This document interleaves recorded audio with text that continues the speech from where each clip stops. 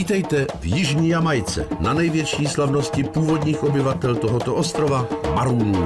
Maroonové jsou potomci černých otroků přivlečených Angličany z Afriky, kterým se podařilo uprchnout do hor, odkud vedli svůj dlouholetý boj za svobodu proti koloniální nadvládě. 6. ledna si připomínají den, kdy jejich předci podepsali v roce 1739 mírovou dohodu s anglickými kolonizátory. Úplné nezávislosti však dosáhli až v roce 1962. Název kmene převzali Maroonové přímo od Angličanů. Maroon znamená uprchlý otrok. Zatímco Španělé, kteří kolonizovali ostrov ještě před Brity, je nazývali Cimarrones, což ve španělštině znamená to samé. Slavnost probíhá v Acompongu, což je takové neoficiální maroonské hlavní město. No, lépe řečeno taková hlavní vesnice, která dostala jméno po bratrovi největšího maroonského bojovníka za nezávislost, kapitána Cat Joea, neboli přežvíkavého Pepy. Ano, bouřlivá minulost si prostě žádá bouřlivé oslavy. Součástí oslav je také pouť k posvátnému stromu Kinda, což je výraz pocházející z Afriky, který znamená jedna rodina. Ten název dobře vystihuje fakt, že kapitán Cat Joe sjednotil otroky pocházející z různých kmenů. Právě tady jim odhalil svůj plán, jak zatočit s nenáviděnými otrokáři. Zatočit je asi silné slovo, ale nakonec přinutil Angličany podepsat mírovou dohodu, díky které se už jeho lidé nemuseli schovávat tak hluboko v lesích.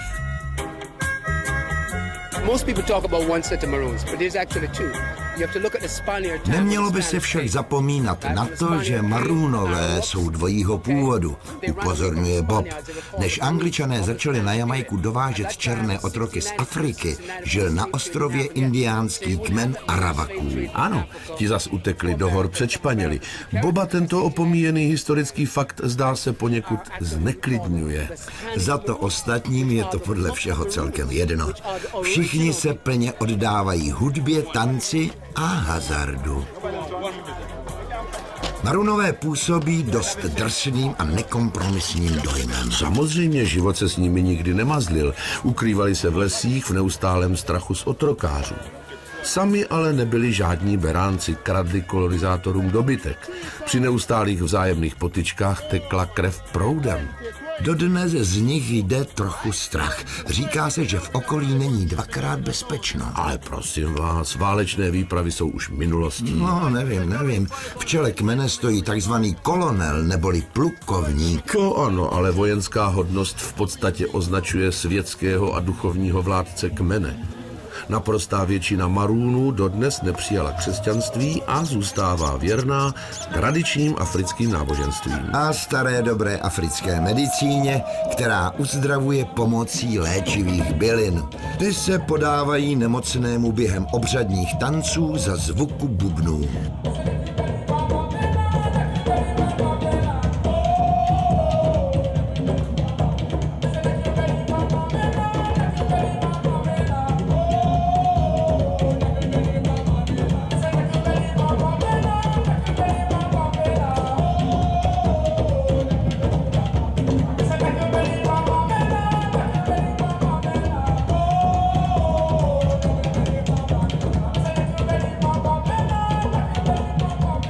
Tradiční způsob života však pomalu mizí, původní obyvatelé se přizpůsobují modernímu světu.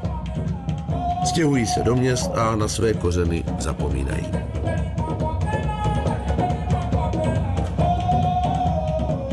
Ale tančit nezapomenou nikdy. Zvlášť ženy se umí opravdu pěkně rozparádit.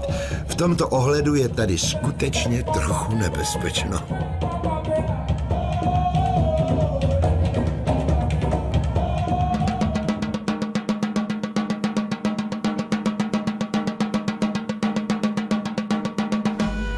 Maroonové jsou potomci uprchlých otroků, pro které byly rychlé nohy nezbytností. A po čertech rychle umějí běhat dodnes. Ve vesnici Sherwood Content se narodil nejrychlejší muž planety Usain Bolt, držitel světových rekordů ve sprintu na 100 i 200 metrů.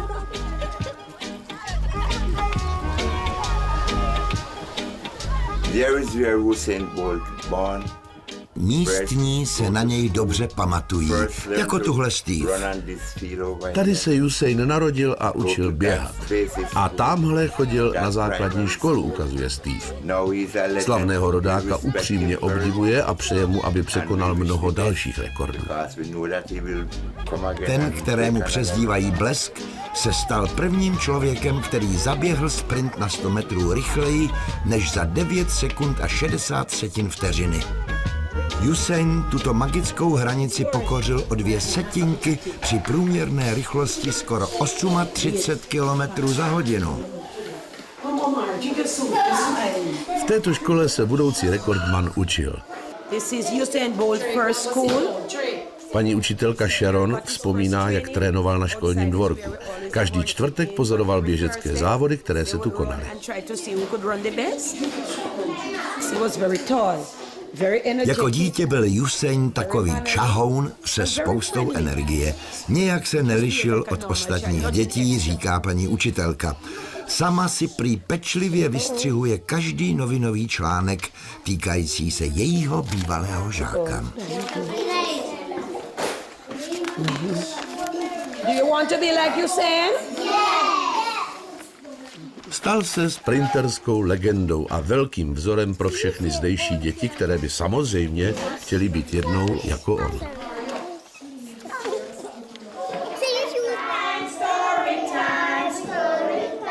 Současný systém vzdělávání na Jamajce zavedli Britové v 19. století. Systém sám o sobě funguje celkem dobře, chybí mu ale to nejdůležitější. Školy. Řada dětí musí za výukou dojíždět mnoho kilometrů. Zatímco ty nejchudší chodí pěšky. A nebo prostě nechodí. Přestože je základní vzdělání zdarma a do 15 let povinné, do školy pravidelně dochází sotva 60% dětí. A 2/3 z nich základní školu nakonec ani nedokončí. Tak jako mnoho jiných zemí, Jamajka nemá na školství peníze. Platy učitelů jsou mizerné, školám chybí základní vybavení. Do většiny z nich není zavedena ani elektřina. A tak musí doufat, že si vychovají svého Usaina Bolta, který nezapomene na to, kde vyrůstal a nechá do tříd zavést nejen elektřinu, ale nakoupí pomůcky a třeba i počítače. Dobře si ho vychovali, jen co je pravda.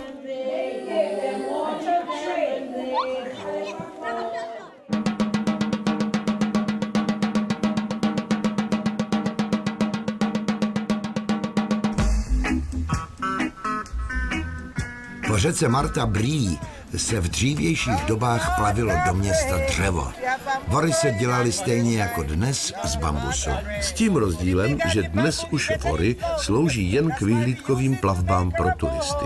Voraři chovají Marthu Bree ve velké úctě. Indiánská kněžna z kmene Arawaků, která dala řece jméno, věděla, kde se ukrývá vchod do jeskyně plné zlata. Jednoho dne tam vlákala lačné španělské zlatokopy a sluj nechala zaplavit vodou z řeky. Utonulí hledači tak budou střežit tajemství jeskyně na věky věků. Well, we have over 80 plus raft, which is real good raft. But normally some guys have 2. Joe, jeden z místních kapitánů, odhaduje, že řeku brázdí zhruba 80 vorů. A hned také vyzdvihuje jejich prvotřídní kvalitu. Voraři jsou prý připraveni kohokoliv svést.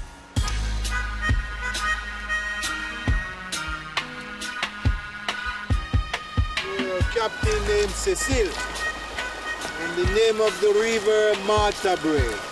Plavba Bývá poklidná. V řece nežijí ani piraně, ani aligátoři, ujišťuje Cecil. Pochopitelně tohle není jižní ani severní, nýbrž střední Amerika, kde se přece vyskytují pouze krokodýlové. Žádný strach. V téhle řece žijí pouze neškodné ryby, za to zatraceně dobré ryby, zdůrazňuje Cecil. Pochutnávají si na nich lidé ze širokého okolí. Stavba voru je podle Cecila snadná. Nejdřív v pralese naseká mačetou bambusové pruty, které na vhodném vazišti sváže dráty a provazy. Vor je hotový do 5 dnů. To ano, vydrží však na nejvýš 7 měsíců. Pak se z něj stane bambusový Titanic, žertuje Cecil. Svázat nové plavidlo je pro něj hračka. Asi jako když Evropan jde a smontuje si auto. Neodpustí si další vtípek tenhle protřelý vorař. Jistě ví, o čem mluví. Cecil, mistr vorařského řemesla, se tu plaví už skoro 40 let.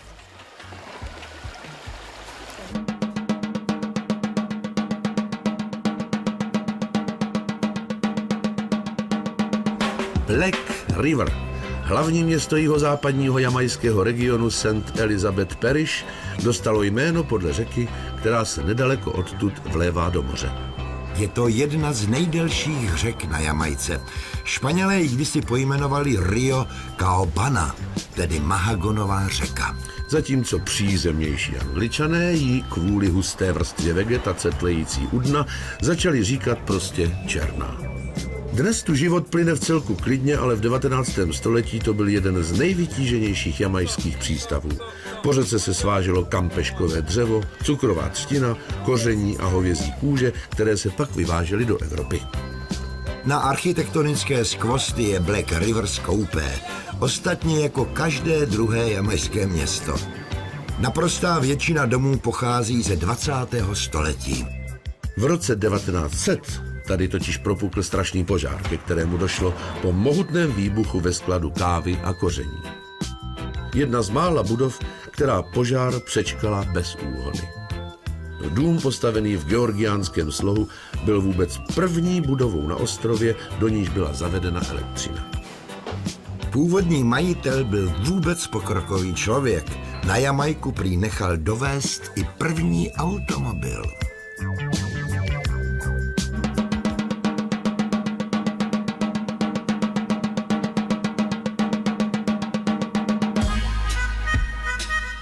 Na řece Black River se nacházejí vodopády YS. Velice hezké jméno pro vodopád. No co, je složeno z iniciál jejich bývalých vlastníků, Sira Jejce a kapitána Scotta. V angličtině to samozřejmě zní o chlup líp. YS Falls. Turisté, kterých je jinak na Jamajce požehnaně, sem zabloudí málo kdy. K vodopádům ležícím v divoké přírodě deštného pralesa si jezdí odpočinout hlavně obyvatelé Black River. Ani tak nejezdí, jako spíš chodí. Autem se k vodopádům nedostanete, leda tak na traktoru. Pozemky, na kterých se vodopády nacházejí, patří dnes postarší anglické dámě, Tony Brownové. Jejím pradědečkem byl samotný markýz Sligo, někdejší jamajský guvernér. Paní Brownová chová dobytek a taky dostihové plnokrevníky, kteří se chodí večer k řece napojit.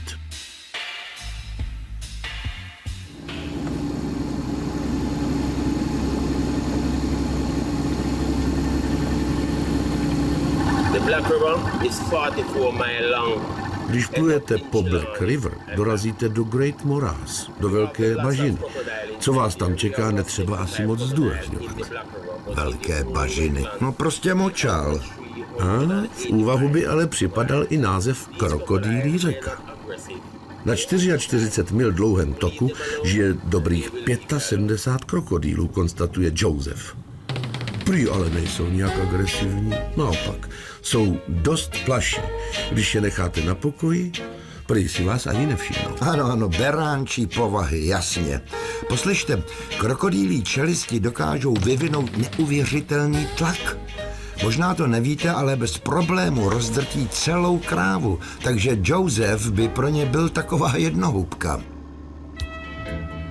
Podél břehu rostou mangrovníky, typické stromy tropických oblastí se vzdušnými kořeny, které vystupují nad hladinu. Zdá se, jako by stály na kuřích nožkách. Mangrové porosty se obvykle vyskytují v deltách řek u mořského pobřeží. Nedělá jim dobře ani příliš slaná, ani příliš sladká voda. Nejraději mají tak něco mezi. Kůra červených mangrovníků obsahuje barvivo. To se získávalo vypalováním na ohni. Joseph říká, že na Jamajce se jim dřív barvily lodě. Ale dneska už ne. Většina těchto stromů je stará víc než 200 let a jsou chráněny zákonem. Když někoho chytnou, jak z nich láme větve, pravděpodobně ho zavřou, varuje Joseph. Že je s mangrovníkem Amen, prozradí přítomnost termitů. Dřevo mangrovníku je totiž velmi tvrdé, takže pokud je strom zdravý, termiti si na něm nepochutnají. Jakmile ale uschne, okamžitě se do něj pustí. Zdejší bažiny jsou učiněným rájem pro ornitology. Žije tu 300 druhů opeřenců od volavek přes plameňáky až po kachny. Při troše štěstí lze spatřit i kolibříka, kterého Jamajčané prohlásili za svého národního ptáka. I'm going to pull it up and let you see what inside of it. And I'm going to pull it very, very slowly and you can see it. Great Morass je také rájem pro milovníky krabů. Korýši se tu dají chytat snadno. Do klece se vloží kousek rybičky a počkáte, až do ní hladový krab vleze a pak stačí klec vytáhnout. Joseph ujišťuje, že krabí masíčko je delikátní. Mangrové háje mají navíc jednu neobyčejně užitečnou vlastnost. Výborně pohlcují oxid uhličitý. 1 hektar mangrovníků údajně za rok přemění na kyslík skoro 35 tun z plodin, tedy tolik, co za tutéž dobu vyprodukuje 20 aut. Sídlo prezidenta Browna. Jaksi extravagantní na hlavu státu. Jak by taky ne. Prezident Brown je rebel, voliči ho nezajímají. Zajímá ho jedině reggae. Se svou kytarou už procestoval celý svět. Aha. Reggae vzniklo na jamajských ulicích, kde ho začali hrát frustrovaní potomci afrických otroků, vysvětluje rozhorleně dredatý zpěvák. Je to jejich způsob revolty, vykládá přesvědčivě. Prostřednictvím reggae ukazují svou duši. Je to vášeň. So within the music, it's also spiritual. We are rebels, so to speak. That's why I look like this. Prezident Brown si na svém buřičství, koukám, dost zakládá. Pozná se to prý podle jeho zevnějšku.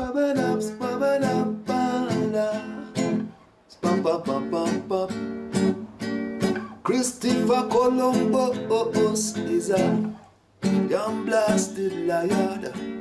Christopher Columbus is a... Jméno si vypůjčil od svého velkého vzoru, Hugh Browna, místní DJské hvězdy z 80. let. No tak tihle dva už spolu spotřebovali pěknou horu marihuany. Samozřejmě, tak reggae neodmyslitelně patří stejně jako hudba k Jamajce.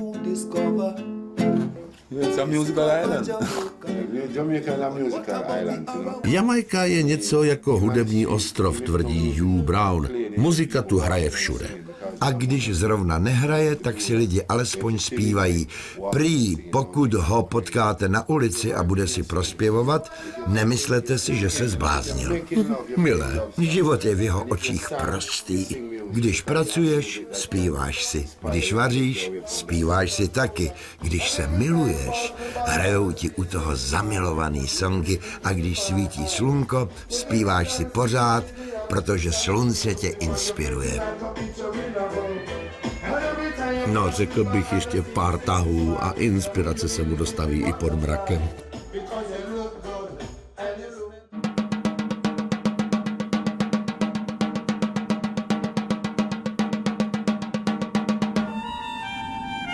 Pokud řeka Black River dostala jméno podle své černé barvy, pak pohoří Blue Mountains, neboli Modré hory, musí být úplně zelené.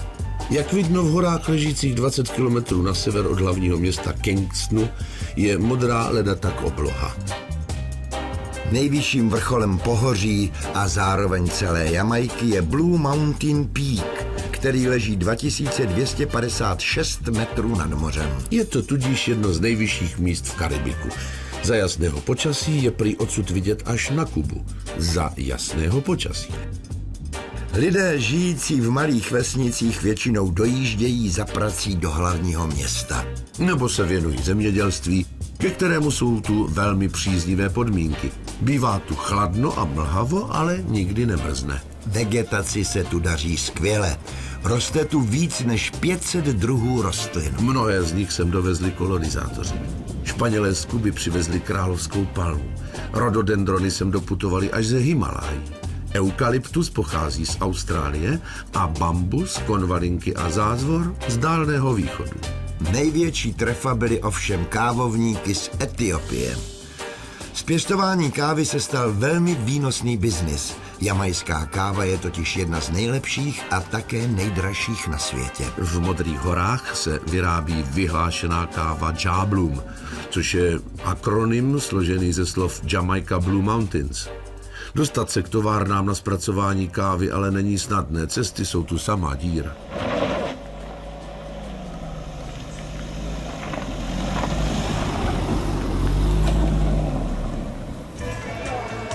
Mavis Bank Factory. Tuto továrnu postavili v roce 1923. Káva se ale na Jamajce začala pěstovat už v 18. století. Do Ameriky ji přivezli Francouzi. Legenda praví, že Ludvík XV. Sem na jedné ze svých lodí poslal 3 kávovníky. Cestu přežil pouze jediný keř a díky němu se káva rozšířila po celém kontinentě. Na Jamajku ji pak dovezl britský guvernér Nicholas Laws v roce 1728. Jamajská káva Ja Bloom je jedinečný zážitek, vychvaluje svůj produkt ředitel Norman Washington Grant. Pro Mavis Bank Factory pracuje přes 400 zaměstnanců. Firma navíc vykupuje kávu od dalších 600 okolních farmářů. Není divu, že se její obrat za posledních 5 let vyšplhal na $30 milionů. A tomu nijak nebrání fakt, že strojní zařízení pamatuje ještě průmyslovou revoluci. Modernizace podle všeho není nutná. Díky ideální nadmořské výšce, mírné oblačnosti, dostatku slunce a půdě bohaté na minerály v Blue Mountains plody kávovníků dozrávají dlouho. Záleží totiž na zeměpisné šířce a typu rostliny.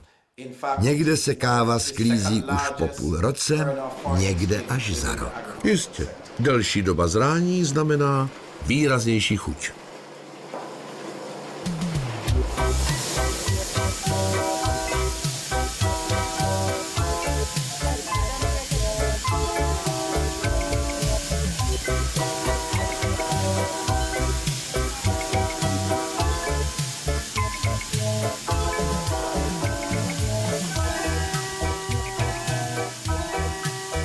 Všechna kávová zrnka navíc projdou rukama sličných zaměstnankyň, které je pečlivě přeberou. Pak se káva může upražit a namlít. Nebylo by lepší namlít ji až těsně před přípravou, aby se zachovala vůně? Místní káva je dost aromatická i tak. Na splnění veškerých předepsaných parametrů dohlíží speciální komise.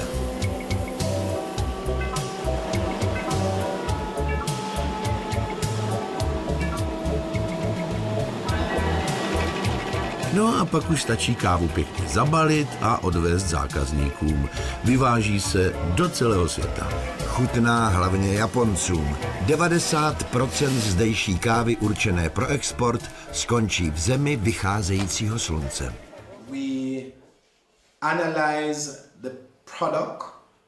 Než pošlou kávu do obchodu, pečlivě překontrolují kvalitu každého zrnka, dušuje se pan ředitel osobně.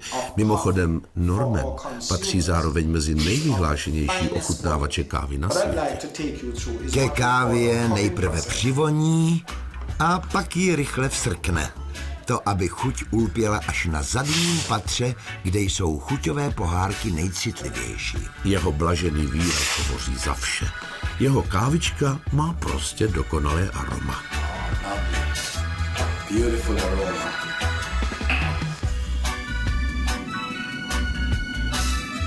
Tak tedy s Bohem, země lahodné kávy, pohádkových lesů a rychlých běžců. Goodbye, Jamaica.